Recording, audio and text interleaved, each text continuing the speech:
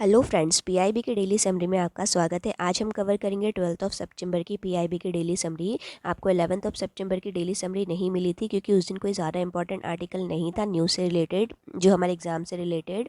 जो हमारे daily viewers हैं उन्हें अब यहाँ पर समझ आ गया होगा, जिस दिन एग्ज़ाम से रिलेटेड कोई बहुत इंपॉर्टेंट आर्टिकल नहीं होगा उस दिन ये वीडियोज़ मैं नहीं बनाऊँगी, क्योंकि बहुत सारी न्यूज़ कवर होती है अननेसेसरी, हमें नहीं पढ़ना है। जो हमारे एग्ज़ाम से रिलेटेड होगा वो पीआईबी का मैं पूरा आपको यहाँ पर कवर करवा दूँगी, ठीक है। लेकिन आज की अगर हम बात करें तो आज बहुत इंपॉर्टेंट न्यूज़ है और बहुत इंपॉर्टेंट डेटा भी है। ये वीडियो थोड़ा लंबा हो सकता है क्योंकि बहुत सारी चीज़ें हैं जो एग्ज़ाम से रिलेटेड आज मुझे यहाँ पर नज़र आई, इसलिए मैंने सारा कवर किया है। आने वाले नाबार्ड एग्ज़ाम में भी आपको बहुत हेल्प करेगा, आरबीआई में भी और अदर जितने भी रेगुलेटरी एग्ज़ाम में सबको, ठीक है। तो चलिए स्टार्ट करते हैं। सबसे पहला आर्टिकल है ministry of commerce and industry का। एग्रीकल्चर से रिलेटेड एक्सपोर्ट और बिजनेस का सारा इन्होंने डेटा आज यहाँ पर शो किया है, तो पूरा आर्टिकल हम देखेंगे। चलिए स्टार्ट करते हैं। सबसे पहले आप यहाँ देखिएगा कि इंडिया का एग्रीकल्चर एंड प्रोसेस्ड फूड, ये जो एक्सपोर्ट है वो इंक्रीज़ हुआ है 30% से। अमाउंट वाइज देखेंगे तो 9,590 मिलियन फर्स्ट 4 मंथ में इतना अचीव कर लिया गया है। उसके बाद बात करें export of processed fruit and vegetable का, वो भी इंक्रीज़ हुआ है 51% से। ये हो गया है 665 मिलियन। ये फर्स्ट 4 मंथ में ही इतना अचीव कर लिया गया है, ठीक है। पूरा जो साल का टारगेट यहाँ पर सेट किया गया था वो था 23.56 बिलियन, जिसमें से फर्स्ट 4 मंथ में ही 9.59 बिलियन को ऑलरेडी अचीव किया जा चुका है फर्स्ट 4 मंथ में, ये बताया जा रहा है, ठीक है। तो परसेंटेज वाइज देखा जाए 40% of export target of agriculture and processed food product for 2022 and 23 already achieved in first 4 month, ठीक है।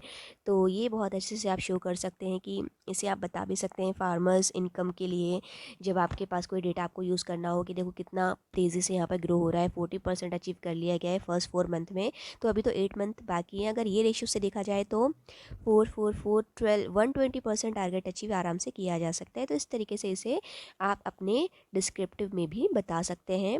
प्लस ऑब्जेक्टिव में तो ये क्वेश्चन आ ही सकता है कि फर्स्ट 4 मंथ में कितना अचीव कर लिया गया था, इसमें कितना उसमें कितना, ऐसा बहुत क्वेश्चन आरबीआई में देखने को मिलते हैं, ठीक है। बासमती राइस का एक्सपोर्ट यहाँ पर देखें तो उसमें ग्रोथ देखने को मिली है 29.13% की, ठीक है। और अमाउंट में अगर आप देखेंगे तो export increase from USD 1214 million to 1567 million हो चुका है, अगर अमाउंट वाइज आप देखेंगे तो। वाइल नॉन बासमती राइस का अगर आप देखेंगे तो 9.25% इन 4 मंथ में ग्रोथ देखने को मिला है। इसे भी अगर आप अमाउंट वाइज देखेंगे तो 2086 मिलियन इन फर्स्ट 4 मंथ में ये हो गया है कितने से, 1910 मिलियन से। तो ये पर्टिकुलर बासमती का बताया जा रहा है। The export of meat dairy poultry product increase by 11.69%। Export others जो भी हैं अपने सीरियल्स, उसमें रिकॉर्ड देखने को मिली है 22.26%। उसके बाद यहाँ पर डेयरी प्रोडक्ट की आप बात करें तो 61.91% की ग्रोथ यहाँ पर देखने को मिली है। तो सबका जो है डेटा यहाँ पर शो किया जा रहा है। इसे एक चार्ट के थ्रू आप समझेंगे तो देखिए पूरा चार्ट यहाँ पर शो किया जा रहा है। अब आपको क्या करना है कि जो इम्पॉर्टेंट चीज़ें हैं या फिर जिसमें एकदम बहुत ज़्यादा हाईली इंक्रीज़ देखने को मिल रहा है उतना डेटा केवल आपको याद रखना है, क्योंकि चार्ट बहुत बड़ा है तो सारा हमें याद नहीं रखना है, ठीक है। फ्लोरिकल्चर की बात करें तो देखो यहाँ पर 12% की है, नॉर्मल है इसलिए चलेगा। और उसके बाद फ्रूट एंड वेजिटेबल का हमने देख लिया। परसेंट में अगर आप देखेंगे तो सबसे पहले ये देखो डॉलर में है, यहाँ पर ये डॉलर में कि 46 था 48 हो गया। परसेंट में अगर आप देखेंगे तो 5.69% इंक्रीज़ हो गया, ठीक है। तो फ्रूट एंड वेजिटेबल जो कि एक बहुत कॉमन चीज़ है, इसका आप याद रखिएगा, ये ज़्यादातर पूछी जाती हैं। फ्रेश फ्रूट का आप देखिएगा, मतलब इसका स्क्रीनशॉट ले लीजिएगा। ये डेटा आपके पास एटलीस्ट होना चाहिए, जब आप डिस्क्रिप्टिव प्रिपेयर करेंगे तो इसमें से डेटा आप उठा सकते हैं, ठीक है। तो इसका स्क्रीनशॉट आप लेकर रख लीजिएगा। देखिए ये बहुत ज़्यादा अच्छा इंक्रीज़ यहाँ पर देखने को आया है पल्सेस में। अगर हम पल्सेस को देखें तो 78 से सीधा ये हो गया है 252 डॉलर में। तो यहाँ पर इंक्रीज़ की बात करें तो 224.7% का इंक्रीज़ है। तो ये आपको पता होना चाहिए पल्सेस में कितनी ज़्यादा ग्रोथ इन्होंने करी है, ठीक है। उसके बाद ऐसे ही बाकी सारा डेटा भी देखेंगे। जो अनएक्सपेक्टेड और बहुत ज़्यादा होता है उसको याद रखना बहुत ज़रूरी हो जाता है, ठीक है। उसके बाद फ्रूट एंड जूस हो गया, प्रोसेस्ड फ्रूट वेजिटेबल हो गया, लाइव स्टॉक प्रोडक्ट हो गया 11%, उसके बाद ये ग्राउंड नट हो गया अपना। इसमें भी आप ये भी देख सकते हैं कि यहाँ पर गौरगम का 118 से 244 हो गया, 107.55% की यहाँ पर ग्रोथ है, काफ़ी अच्छा है। उसके बाद यहाँ पर मिलेट प्रोडक्ट्स की बात करें तो ये भी 74 से 195 हो गया है। ये तो बहुत ज़्यादा अभी इंक्रीज इसका हो रहा है, तो इसको भी याद रखिएगा 165.20%। तो ये जितना भी 100% से ज़्यादा डेटा आपको लग रहा है उसको तो आपको देखना ही है, ठीक है। बासमती नॉन बासमती का तो हमने देख ही लिया था। एक ये वीट, ये देखो वीट में भी काफ़ी अच्छा इंक्रीज़ यहाँ पर देखने को मिला है, 389 से सीधा 1236 हो गया है, 218% की ग्रोथ यहाँ पर हमें देखने को मिल रही है। तो ये डेटा इस तरीके से आप पूरा देख लीजिएगा, ठीक है, काफ़ी इंपॉर्टेंट है, एग्ज़ाम में आपको बहुत ज़्यादा हेल्प करने वाला है। चलो नेक्स्ट हम देखते हैं बाकी चीज़ें, एक बार आप इनको नोट कर लीजिएगा, एग्ज़ाम से रिलेटेड काम आएंगी आपको बाद में रिवीजन के लिए, बहुत ज़रूरी है क्योंकि डेटा याद नहीं होता है लास्ट तक, डेटा आपको बार बार रिवाइज करना पड़ेगा तभी आपको याद होगा। नेक्स्ट जो न्यूज़ है वो है हमारी ministry of health and family welfare की नेशनल हेल्थ एस्टीमेट आया है 2018 एंड 19 का। ये अभी आया है तो ऑब्वियसली फिर क्वेश्चन भी इससे रिलेटेड पूछे जाते हैं, कई बार ऐसा हो जाता है फिर एग्ज़ाम में ये पूछा जाता है, फिर हम सोचते हैं 2022 का एग्ज़ाम है, 18-19 का डेटा क्यों पूछा जा रहा है। न्यूज़ में ही अभी आया है, इन्होंने अभी ये डेटा पब्लिश किया है, तो इसका मतलब एग्ज़ाम के लिए इम्पॉर्टेंट अभी ही है, ठीक है। तो इन्होंने भी काफ़ी सारा डेटा यहाँ पर बताया है, क्या क्या है वो हम देखेंगे। Government share in total health expenditure, government का शेयर बताया जा रहा है टोटल हेल्थ एक्सपेंडिचर में इंक्रीज़ किया है गवर्नमेंट ने 28.6% से बढ़ाकर उन्होंने 40.6% कर दिया है, ठीक है। तो जब इंडिया के हेल्थ सिस्टम की बात कही जाए, क्वेश्चन अभी आया था लास्ट ईयर की बात है, उससे और लास्ट ईयर की 2021 की, इसमें जब कोविड का टाइम चल रहा था उसके जस्ट बाद एग्ज़ाम हुआ था, तो यही पूछा गया था कि इंडिया का जो है हेल्थ सिस्टम से रिलेटेड कुछ क्वेश्चन था कि इंडिया कितना कैपेबल है अपने हेल्थ सिस्टम के लिए, इस टाइप से कुछ क्वेश्चन था, एग्जैक्ट मुझे याद नहीं है। तो वहाँ पर फिर आप इस टाइप का डेटा यूज़ कर सकते हैं कि इंडिया क्या कर रहा है अपने हेल्थ सिस्टम के लिए। तो देखो गवर्नमेंट ने अपना शेयर बढ़ाया है 28 से 40%, मतलब गवर्नमेंट काम कर रहा है, किस तरीके से वो यहाँ पर जो है सुविधाएं दे रहा है पब्लिक को, ठीक है। तब आप इस टाइप का डेटा यूज़ कर सकते हैं यदि इस टाइप का कोई क्वेश्चन आता है तो ये डेटा उसके लिए बहुत परफेक्ट है अगर इस टाइप का क्वेश्चन फिर से कोई आता है। पर कैपिटा गवर्नमेंट स्पेंडिंग यहाँ पर उन्होंने बढ़ाई है 74% से, अमाउंट वाइज देखेंगे तो 1042 सी हो गया है 1815, ठीक है।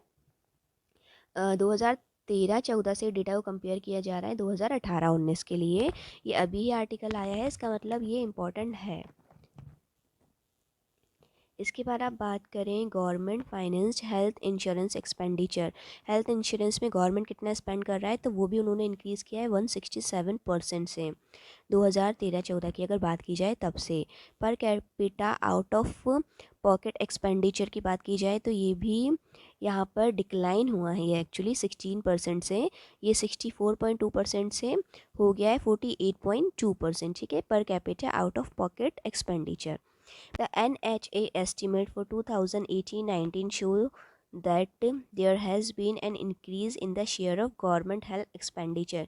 ओवरऑल जो कंक्लूजन निकाला जा रहा है वो ये है कि गवर्नमेंट का एक्सपेंडिचर बढ़ा है हेल्थ सेक्टर में, जैसे कि पहले बात कही जाती थी कि गवर्नमेंट ज़्यादा स्पेंड नहीं करता है, तो गवर्नमेंट यहाँ पर एक्सपेंड कर रहा है और काफ़ी इंक्रीज़ कर रहा है वो अपना डेटा यहाँ पर, ठीक है। अगर as a percentage of GDP आप देखेंगे तो वो भी यहाँ पर इंक्रीज़ किया गया है 1.15% से 1.28% में, ठीक है। तो as a percentage of GDP ये डेटा ज़रूर याद रखिएगा, कोई भी चीज़ जब परसेंटेज ऑफ जीडीपी बताई जाती है तो वो बहुत ज़्यादा जो है अच्छा इम्पैक्ट पड़ता है हमारे क्वेश्चन पे। Government is focusing on primary healthcare expenditure, which has increased from 51.1% in 2013-14 to 55.2% in 18-19, ठीक है। तो ये सारा डेटा है, आपको अच्छे से याद रखना है, हेल्थ सेक्टर का है। डिस्क्रिप्टिव क्वेश्चन अगर कोई भी आ जाता है कि इंडिया का सिस्टम कैसा है हेल्थ सेक्टर में, तब आप ये सारा डेटा यहाँ पर शो कर सकते हैं कि किस तरीके से इंडिया ने अपना जो है एक्सपेंडिचर इंक्रीज़ किया है। इसके अलावा नेक्स्ट अब जो हमारी न्यूज़ है वो है ministry of road and transport and highway की। Shri Nitin Gadkari calls for investor from the US to come forward and invest in road and highway project, ठीक है। यूएस से इन्होंने जो है इन्वेस्टर्स को बुला रहे हैं ताकि वो हमारे यहाँ इन्वेस्ट कर सकें। अब तक का क्या है यहाँ पर ये भी डेटा इसलिए फिर उन्होंने बताया है। तो ये भी पूरा आर्टिकल इम्पॉर्टेंट है, इंफ्रास्ट्रक्चर से रिलेटेड ये सारा डेटा हम अपने डिस्क्रिप्टिव में यूज़ कर सकते हैं। तो क्या है पूरा आर्टिकल देखेंगे। Government is investing 1.4 trillion dollar in infrastructure development through national infrastructure pipeline NIP। ये बहुत न्यूज़ में चला था और अभी भी रहता ही है। 19% कैपिटल एक्सपेंडिचर केवल रोड सेक्टर के लिए है 2019 से लेकर 2025 तक का। ये जो पूरा इंफ्रास्ट्रक्चर का उन्होंने प्लान किया है उसमें से रोड सेक्टर का 19% रहेगा।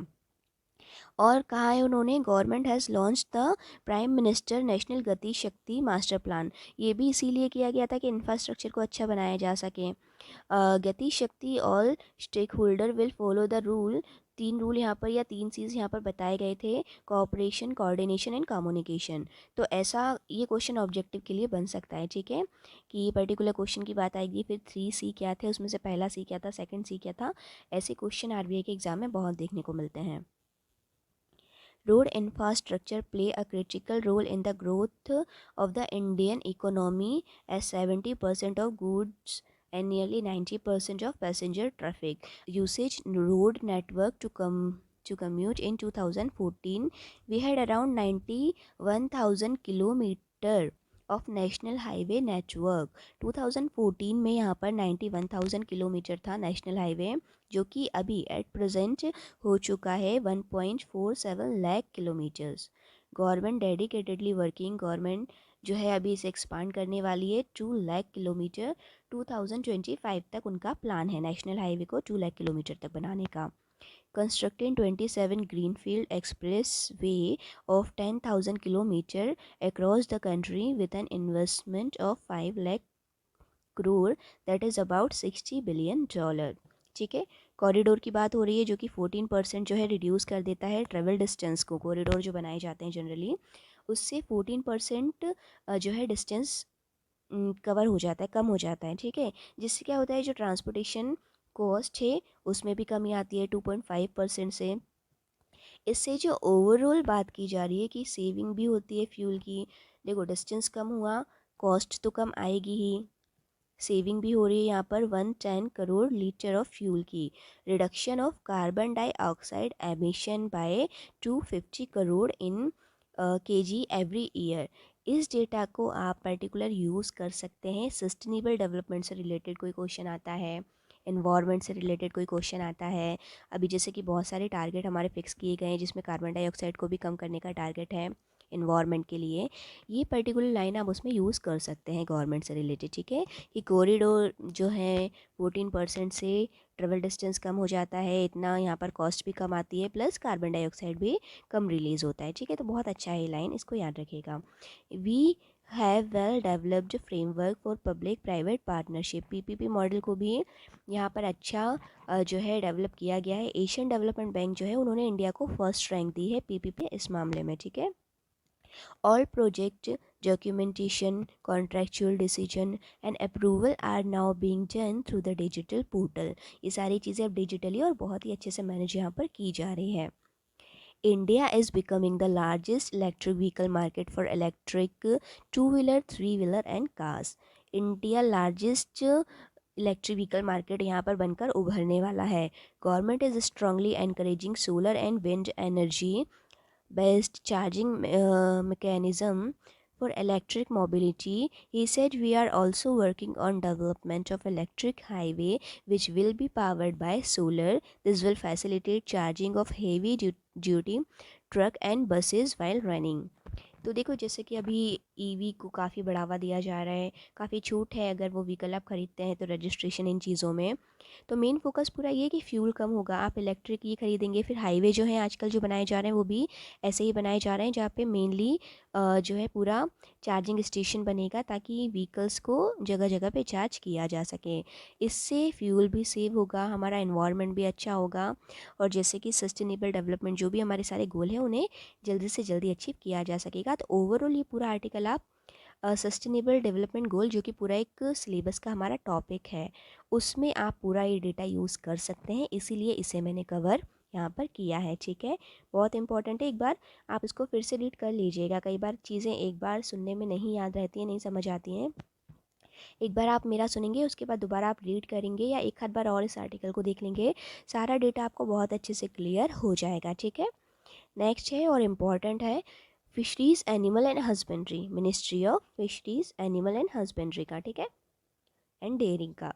PM inaugurate international dairy federation world dairy summit 2022 in greater Noida. ठीक है, ये जो है यहाँ पर वर्ल्ड डेयरी समिट सेलिब्रेट किया गया है।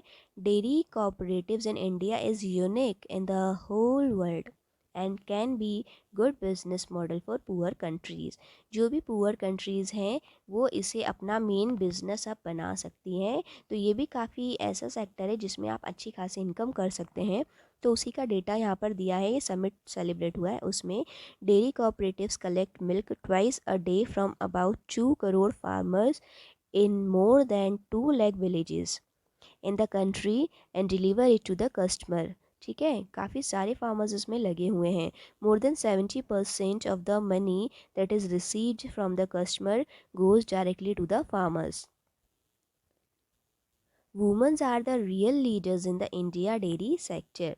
एग्रीकल्चर के लिए भी ये डेटा बहुत इंपॉर्टेंट है। नाबार्ड वगैरह का कोई डिस्क्रिप्टिव क्वेश्चन आता है, वहाँ पर आप ये डेटा बहुत अच्छे से यूज़ कर सकते हैं।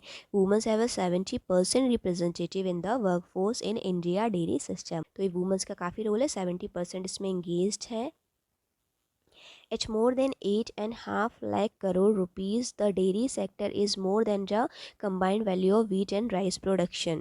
India produced 146 million ton of milk in 2014. It has now increased to 210 million ton, that is an increase of about 44%. ठीक है, 2014 में हो रहा था इतना, अब हो गया है 210, तो 44% का इंक्रीज़ यहाँ पर देखने को मिला है 2014 से अब तक। Indian milk production is increasing at 6% annual rate against 2% global rate। अब देखो यहाँ पर जो इंडिया का मिल्क प्रोडक्शन हो रहा है वो एवरेज 6% से ग्रो कर रहा है, जबकि जो ओवरऑल ग्लोबल ग्रोथ हो रही है वो केवल 2% की हो रही है। यानी कि इंडिया का काफ़ी अच्छा परफॉर्मेंस है इस मामले में। India is building the largest database of dairy animals and every animal associate with the dairy sector is being tagged. We have resolved that 2025 we will vaccinated 100% of the animal against foot and mouth diseases and brucellosis, ये जो भी बीमारी होती है उसमें। ठीक है, तो ये यहाँ पर आर्टिकल हमारा ख़त्म होता है आज का। काफ़ी इंपॉर्टेंट है डेयरी सेक्टर के लिए भी और एग्रीकल्चर के लिए भी। मेन आज का पूरा डेटा मेन तो नाबार्ड के लिए ज़्यादा फोकस्ड है और आरबीआई के लिए भी, जैसे कि वो जो व्हीकल ट्रांसपोर्ट वाला आर्टिकल था वो आपको उसमें हेल्प करेगा। ठीक है, तो वीडियो ऑलरेडी काफ़ी लंबा हो गया होगा, इसलिए ज़्यादा मैं कुछ यहाँ पर नहीं कहूँगी, बट सारा इंपॉर्टेंट आर्टिकल है, इसको पूरा अच्छे से नोट करके रखिएगा, स्क्रीनशॉट लेकर रख लीजिएगा या फिर बाद में कभी वीडियो को एक आध बार और देख लीजिएगा। डिस्क्रिप्टिव अप्रोच से बहुत अच्छा है पूरा। ठीक है, thank you for watching my video. Next video आपको कल मिल जाएगा।